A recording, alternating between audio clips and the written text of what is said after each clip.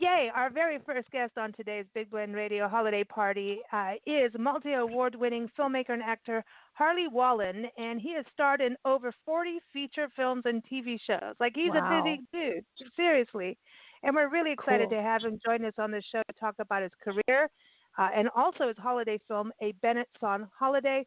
He stars in it alongside Corbin Burnson. Remember Corbin Burnson? Yeah. He is. Dude. He's a badass. He's always been. Yeah, No, sorry, but in every movie, TV show, right? Dennis Haskins and also Sky Olivia Mayton as well. So welcome, Harley. How are you? Hey, I'm fantastic. What an opening. Not to live up to that now. I don't know how. Listen, it's sure you'll do. We're excited. We're in a happy mood. But hey, I mean, Corbin is cool, right? He's got to be cool to act, share scenes with. He's fantastic. I mean, he is, in all honesty, when it comes to the craft of acting, he is one of those guys that you'd pay money just to stand there and watch him perform. He's amazing. You believe him every time, and he only has he doesn't have gears. He's like, and when he's on, he's just on fire. What's funny about him that a lot of people don't know is that when the cameras stop rolling and you're talking in between or you're lunching, he is really, really funny. Like, really funny. Cool. Isn't that part of it with actors that are more character driven? And I think that's something important, is when you get to watch movies that, you just connect with the characters, even if it's a villain. The actors that go all in, it's about that, and you have to really leave your ego at the door to be able to do that. Yeah. No, I mean, I think whenever you see those very few and far in between, I remember I worked with Tom Sizemore also on a film, and it was the same thing. You put the camera on him, and there's some kind of fireworks that happens that you can't explain. They just become the character fully and completely, and I love that. I've been called an acting snob before, so so when I see people that really command their craft, I get excited. That's cool. That's cool. That is cool. I think, especially, I know that you've got your own film production company, Painted Creek Productions, with your wife Katie. So I love the name of that, by the way. Is there a real Painted Creek? Well, actually, we live in a small town called Lake Orion, and the trail right outside of our house is called the Paint Creek Trail. So that's where the name originally came from, because our family is on that trail all the time. It's one of the most beautiful. We were just the road that goes along the trail was just mentioned as one of the 10 most beautiful roads in Michigan. So that's where it comes from. It comes from that incredible beauty we have virtually outside of our door. Oh, wow. Cool. So, do you get to cross-country ski it in the winter? I haven't done that yet. I haven't done it yet, but I would not mind that actually at all. But I bike it, I walk it, I jog it. My kids love to bike it and walk it. We walk our dogs there. Yeah, it's really pretty. There are ponds all the way along, lots of wildlife. You see deer all the time on there, and lots of other little things as well. But yeah, some pretty snakes. Cool. Yeah, very cool. Yeah. I love that. Awesome. Yeah. I know we've got Marisa here from Portofino, and Marisa, it sounds like we need to go to Paint Creek and get a Portofino review with the snakes. Absolutely. I will take you on a guide. I'll take you on a guided tour for one of those backpacks. It sounds like I need one of those in my life. Absolutely. Deal. We always like to spread the Portofino love, but it's definitely fun to take it on. Especially sounds like what a picturesque trail you have right by your place. Yeah, that's cool. It's very, very nice. Couldn't resist when we made our little logo that is in front of the films. That picture is actually from the Paint Creek Trail as well. So a little tidbit that I don't even think I've ever told anyone, but that's actually from our trail. Oh, wow. Cool. Nice. Yeah. See, this is cool.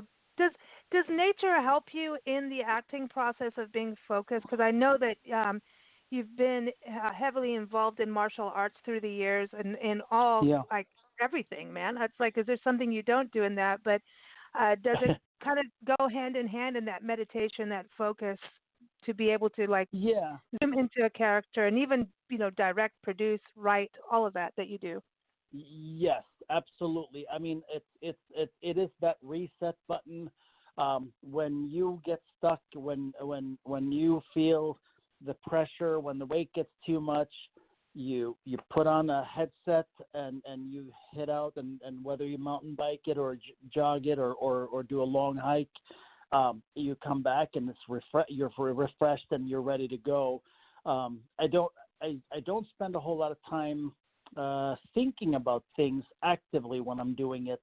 It's more of I can become one with my breathing and my heart rate and everything just coming together and just empty myself. So when I'm done, it's ready to be. I have a brand new vision of things.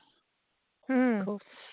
So, okay, I was going to ask, when you take a role on and you become a character, how deep in do you go? Like, do you ever come home after shooting part of the film and you can't shake the character and you're like, oh my gosh, this person's still inside of me? No, I've figured out a way to separate myself pretty well. The only character that I actually had trouble shaking is the character I play in Bennett Song Holiday and the original Bennett Song film, because he's so close to me. Cole Bennett, that I play the father in those two films. I remember the first time, because Nancy Oswine wrote that specifically for me when she wrote the script. And I remember looking at that and going, ooh, there's probably about 60% of Harley in Cole. So it's going to be tricky to know where does Harley end and where does Cole begin. Wow. And it wasn't so complicated to get into character. But I think afterwards, I sometimes look at a decision and I just say, what would Cole do? And I just want to see how often Cole and I are on the same page, because we're a lot alike, and that's tricky. Because normally, in all honesty, I play an awful lot of bad guys and detectives and tough guys and mobsters and those type of things, and that part of me is very small. It's something when you're, a young buck and you wanted to be the man. You had these little bubbles of those characters in you, and then you have to let those bloom and take you over. But it's very easy to know where I begin and that character ends. But with Cole, it was trickier. So I find myself fascinated with looking at our decision making. I mean, Cole is a retired professional fighter. I'm a retired professional fighter. He is a former champion. I'm a former champion. Cole break dances in a Bennett Song Holiday, and I have a background in break dancing. That's amazing. The only thing so I didn't get, but so many things cross over. And that kindness of Cole, of wanting people included and trying to be funny and having those terrible dad jokes, like that's so much me that it's been fascinating for me. Cole, because I poke at it all the time and say, I wonder what I would have done, and I wonder what Cole would have done whenever an obstacle, arrives. Cool. Yeah. Watching the trailer of Bennett Song Holiday, which you guys, everyone can get it now, right? It's available to download. Yeah. Watching it just seems like such a story of overcoming something that's negative. Corbin, what are you doing in there? But coming up, I like it because of the sense of community and the diversity of abilities and diversity in race, the diversity of different situations everybody's in. I mean, and being a mom with that many kids, like what? Ow. So it seems like everybody's, and it's something that I think we all kind of have to have that feeling now moving forward from this year. I mean, I don't care where you live in the country or in the world. You've got to have some can do it, but you can't do it alone. And that's the message I got from that, watching that portion and thinking, this is a good message that we can all take home. Yeah, I appreciate that. That's so noticeable. It's really what we wanted. First of all, both me and Nancy have a really diverse friendship base, and we've always made a big commitment to, you don't want to go out of your way to cast somebody just because of their race, but when you have the opportunity to make it diverse, to make it look like our country, to make it look like how we want the world to be, full of kindness and love, then try to do so. We talked about when we made the original Bennett song, we had a really good contender to play a deaf girl that had learned ASL in school, and then we had the actual deaf girl, and it was so awesome to sit down because we did the casting call, and I think both of us really wanted the deaf girl, but neither one knew that the other one also, because there's a barrier of directing and everything else, and she didn't play drums, which was a crucial part of the role, and she was willing to learn, but both me and Nancy both wanted to pick the actual deaf girl, and it was just like that with everything, and we really became a family on the very first film, and it was almost scary to go back on set again because it was the roughest film to end production of, because we were so close to each other. We were that family that you see on screen. The kids still to this day have their own Snapchat groups and stuff that they talk to each other in, and they make all these plans for Bennett's song, Lost in Space, The Next Adventure, and all these fun sequels that they come up with, and it's still alive right now. All these kids are so, this has been such an experience for them that this has taken on a life of its own.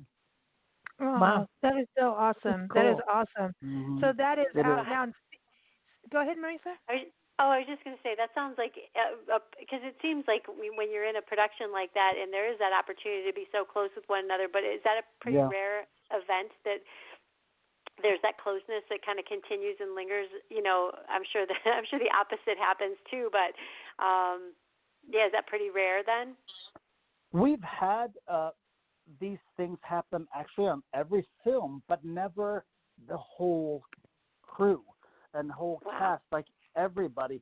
Usually there's somebody that you play off and you end up getting close because you spend a month or two together between, the pre-production and table read and rehearsal and then filming. So usually there's one or two people that you're like, wow, I've become really close with them. On the Bennett song Holiday and the original Bennett song is that all of us came together, and it was odd. We never called each other by our real names on set. Wow. We became the people that we played. And when we called each other, people were like, hey, Cole.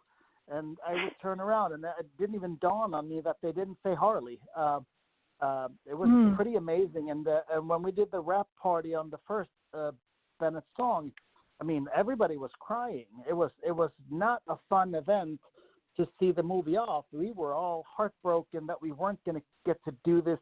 We wanted this to be a TV series that was going to be on TV for 10 years. Yeah, it was wild. Wow, that's great. Well, you know what? It's interesting about that, because we just did a interview with Michael Walker, who's a filmmaker, and he did this movie Paint about artists, young artists getting out of college in New York City and trying to sell their art. And we were talking about what it is like being independent, and you have this vision of a series like you're talking about, and then having to turn around going, okay, this is too good to, if people aren't going to take the series, I'm going to turn around and make it a movie. And it's really difficult because, like, you get attached to those characters, and I think when an audience gets attached, you do want to see more happen. You do want to see a series. Yeah. You know? Yeah, for sure. I totally agree. I look at the original Bennett song, and we did not have a very big budget for that. It was, Tara Reid was in it, and Dennis Haskins, Mr. Belding, and it's been incredibly successful. It's sold to Fuse TV. It's sold to Super Channel. I think it's in like 7 or 8 countries for a family movie. That's pretty good. So that film has been picked up in a lot of places. So I think that magic of what happened in real life comes through on camera as well. It's been very well received at festivals and so on. So it's been a really special experience, that's for sure. And I can completely relate to the TV series thing. I started filming a TV series this year, which was a weird year to start a big production like that. We shot the first half right before COVID came in and kicked us all. And then we had this long layoff waiting for this thing to settle down. And then summer came that gave us some breathing room, and we shot the rest of it through then. But we shot 8 episodes of this TV series that is almost complete. We just entered the pilot for to festivals because we completed it probably 10 days ago, and we already got our first nod at the Indie Fest, which is a 12-year festival that's normally a really good gauge for the festival run of your film or of your project. They have predicted Oscar winners in the past and some Cannes finalists, and we just got accepted today. We just found out, so we're in official selection. So I'm pretty excited about that because this TV series has been a lot of work, but it's been a lot of fun. What's it called, so we can all keep posted on that? Oh, it's called Tale of Tales. That's right. We wanted to talk about that too. So awesome, awesome. I'm glad. Cool.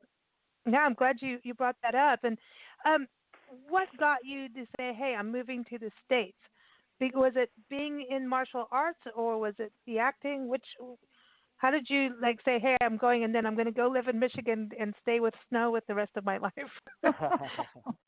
So when I was 5, I watched Tarzan, I watched Johnny Weissmuller, and I stood in front of my mom and dad's TV, and I said, I'm going to move to America and be a movie star.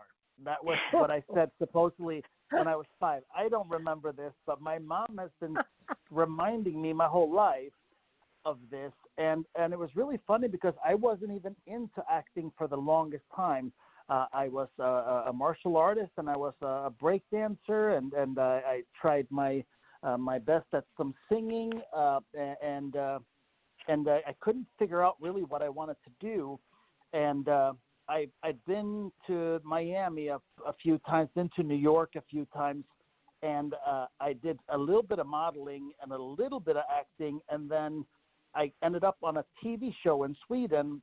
They originally picked us, me and a couple of my friends, because it was a cabaret style, like an Osmonds type of show. And we were supposed to be the dancing entertainment, so to speak. We had a lot of musical guests like, Samantha Fox, Kylie Minogue, and so on and so forth. And it was really interesting because instead of bringing in actors for the small day player and bit pieces, they asked us. And I don't know why, I just absolutely fell in love with it. I started hanging out with actors. I started seeing their process. I realized that it's more to acting than what you first think. And I went and got myself an acting coach, and I started taking more classes. And then suddenly this was what I was going to do for the rest of my life. And so I took this big jump across the pond. And at the time, there was an independent filmmaker in Plymouth, Michigan, who had 2 main roles for me in this independent film. And I had an agent in Toronto, I had an agent in Chicago, so I thought this was where I was going to start, but then head to LA as soon as I kind of got my feet wet. And then I got into it and couldn't quite survive on what I was doing, a lot of commercials and so on in the beginning. And then my career path, if you've ever heard about Bally, Total Fitness, the health clubs, I was with them, and they kept promoting me, but they pretty much said you can't just, off and leave whenever you feel like it to do one of these things. So I put acting and everything else on the back burner, and then I had a bit of a transition in my life because I retired from fighting, and I didn't have a creative outlet anymore. And about 4 years ago, I got laid off, and I said I'd been acting in some independent film, but I just felt like it was going to be now or never. And I remember looking at my wife saying, I just feel really, really pulled towards doing this. And I know right now that doesn't make any sense, but I really want to do this. And I found a film school online called Rocket Jump, and I said, I really want to dig into this. I want to go somewhere with this. And that was kind of where everything changed. We made that commitment to try to tough it out and work our way through it. And we had a little bit of a nest egg to get us through the early parts of it. But crazy to look now when we're 4.5 years, down the road. We have 8 films on the market, another one coming out next year, and this TV series is pretty wild. Man, that's cool. Amazing. Great story. I love this. Yeah, it is, and because even though it's acting, you're still an entrepreneur. It's still a business. Yeah. And Absolutely. you also have your own company, Painted Creek Productions. So to be able to go full hog into it and then say, okay, I'm still going to go to school for it. I think there's those moments. It's like that now or never moment. I mean, it's for we sure. all have that. I know, Right, Marisa. And I got to give I give my wife a lot of credit because I could say there was a lot of people that would be too scared. We have 2 little kids, and they're today 5 and 7. So when I had this hiccup, they were 1 and 3. So to say take this wild chance with 2 babies in the house was really daring and really brave. And I if she would have said I don't think it's the right time, I would have never argued, and I would have gone back into some form of consulting or some type of VP position with some other company, and I would have been doing that, and I would have had a hole in my soul. And now here I am doing what I absolutely love. It's just an amazing thing, and if it wasn't for her, I wouldn't be here. Wow, Wow, that's really sweet. that reminds me of Stephen Colbert, how when he got into not acting, he was acting, but as a comedian, he was on the Dana Carvey show, and Dana Carvey's show got skipped. They took it off the market. And Hulu brought it back, thank God, because it's probably one of the funniest.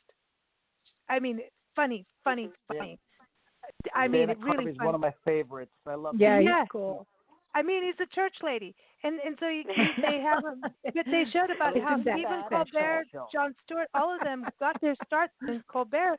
Him and his wife. I mean, they had a brand new baby, and they were holding up the baby like, I have to feed the baby. Like, hire me because I have to feed the baby. And he was scared. I mean, scared diaper, like diaper-wise. He was that scared. He needed diapers. But he made it. And Marisa, I wanted to go to you because as an entrepreneur, you guys have that same feel.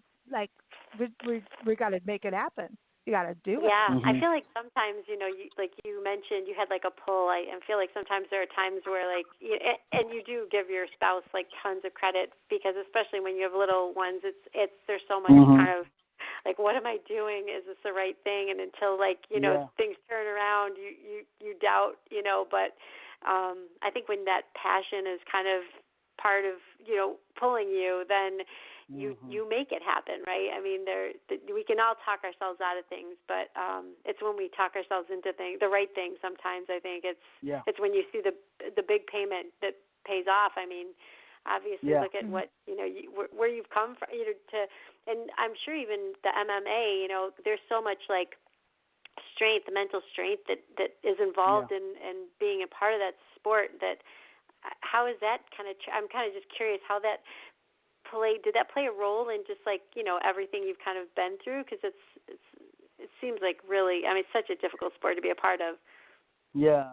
Well, it's funny that you say that because I always thought that everybody was wired the same and that they were, willing to run through a wall if that's what it's going to take. And we were filming Betrayed, which is a film about human trafficking. And we had John Savage on, who's such an amazing, iconic actor. Mm-hmm.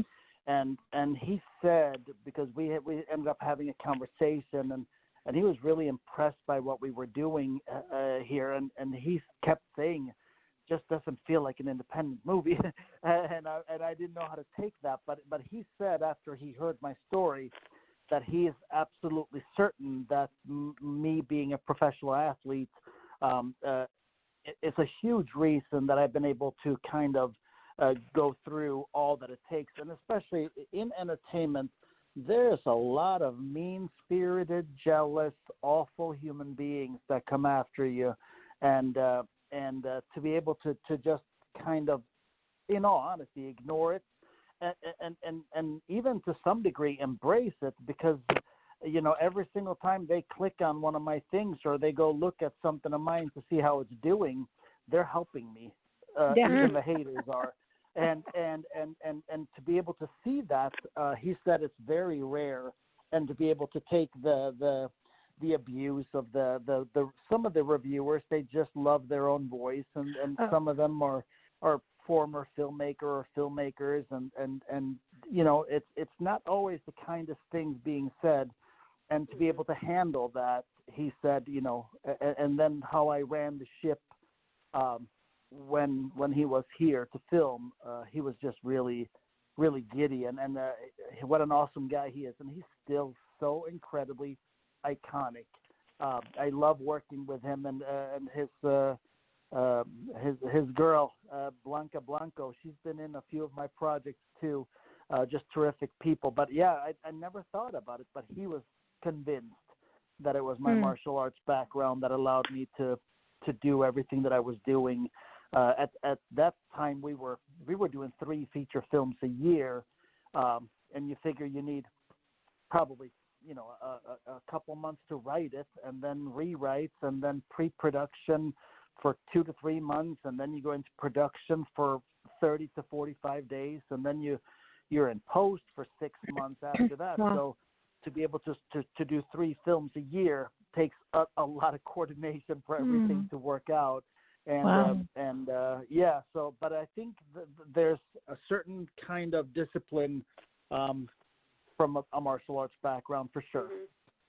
So now, getting rid of the discipline, it's the holiday season. What is your indulgence? Oh God, weren't we just talking about wine? Yeah, wine and chocolate. It's chocolate covered anything day. Chocolate covered anything day. Yeah, that sounds amazing. But yeah, I love wine. I love red wine. That's my sweet spot. I think Tuscan, Super Tuscan, calls my name as often as it can. I don't mind a really good Pinot Noir or a good Cab, but that's my sweet spot right there. Love all of that. As far as holiday stuff, I don't know how much you know about Swedish Christmas celebration, but we're really impatient. We celebrate Christmas on Christmas Eve. So we do everything on Christmas Eve. We get together with a family. At 3 o'clock, there's a Disney show, mostly Christmas stuff. And then at 4 o'clock, we eat. And then Santa actually shows up to your door, comes in and hands out presents to the kids. So that's kind of how Christmas goes in Sweden. And then we have a couple other things. We have a specific day that you throw out the Christmas tree. We have a specific day that you put Christmas decorations up, which is really funny. And then we celebrate Lucia. I don't know if you've heard of that, but it's actually an Italian. I don't know if it's a folklore thing, but yeah, it's a woman with candles and lights in her hair who comes and tells you that it's time to start celebrating the holidays. And it's a lot of Wow. fun. We have we find every excuse to drink and eat and celebrate in Sweden. Well, I want that job. I want to be the lady walking down the street going, "Okay, let's party." Yes. I love it works it. I every love time too. What's our friend Rondi? She's from Sweden. Her family's Swedish, and we spent holiday, and she made these like crepes almost, and I would say luft something. Yeah. Luft. You know what I'm talking about? They're really like potato crepes or something. Yeah. Oh, we have Sweden has a lot of really, really good food. Most of the stuff they have at IKEA, we eat a lot of fish.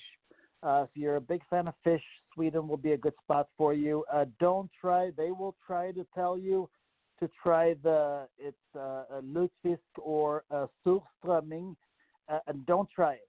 The lutefisk? It tastes as lutefisk? bad as it smells. Don't try it. I'm just giving you the heads up right now. It's a stinky Okay, but what's the favorite? What's your favorite though? Oh, favorite. Lutefisk. I love Swedish meatballs, mashed potatoes, and some of the traditional Swedish foods. My mom can make almost anything. My mom is like my biggest idol, so she can cook almost anything and make it absolutely amazing every time. That's awesome. Is she still in Sweden? Yes, she is, and I haven't been home. I'm planning on going home this summer, but I haven't been home 2.5 years. It's a long time for me. Yeah. Oh, that was a long time. Yeah, all of my family is there, so it's good to have wife and kids here. But my mom and my dad and my sister and all the nephews and I definitely miss them a lot. Hard to be far away. Yeah, that's hard. It is. But this must be a very fun Christmas for you, though, with like you said, a 5 and a 7-year-old. Mhm. So that's going to be that's fun. It's a lot of fun. There's something of the magic of Christmas, and not just Christmas, but especially Christmas, that goes away when the kids start getting older, and suddenly you start giving an envelope with cash or whatever, and it just loses all the magic, and I don't like that at all. I'm enjoying this a ton. And with me running my company from home, I'm home and they've been home, since March doing homeschooling. They were in school briefly for about a month or a month and a half, and then they've been home again since. So I'm getting so much quality time with these two little girls that it's I feel so spoiled. When everybody's talking about how rough of a year they've had, I'm closer with my daughters and I'm closer with my wife than I've ever been.